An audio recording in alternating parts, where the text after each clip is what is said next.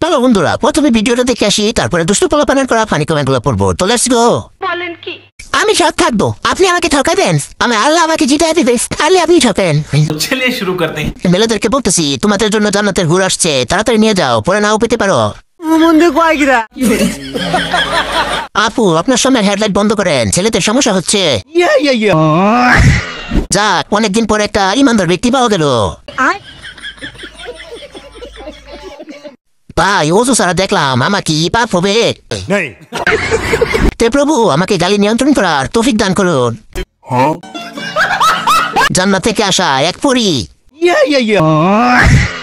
সে ঠকাবে কিভাবে? এত বড় বড় দুইটা জিনিস থাকতে কেউ কি ঠকায়? হযরত মাওলানা মিয়া খলিফা আন্টি। বলেন কি? চলো বন্ধুরা প্রথমে ভিডিওটা দেখে আসি, তারপরে দুষ্ট পোলাপানের করা ফানি কমেন্টগুলো পড়বো। তো লেটস গো।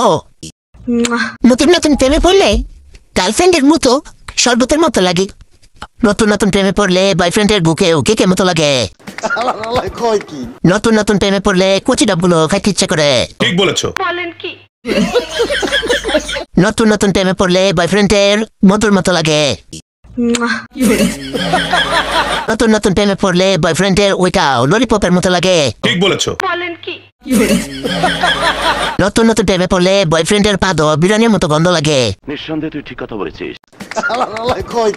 তাহলে মামুনি তুমি যখন নতুন নতুন প্রেম করেছিলে তখন তুমি মুড টেস্ট করছিলে নাকি?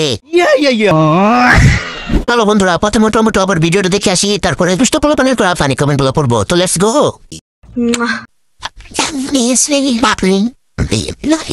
चलिए शुरू करते हैं। এটাই দেখার বাকি ছিল, এটা কোনো সাধারণ মাছ নয় রে লাইদা, এটা হচ্ছে টমেটো মাছ। ঠিক বলেছো। বলেন কি? এতদিন পরে আসল সান্ডা পাইছি, এটা একেবারে অরিজিনাল সান্ডা।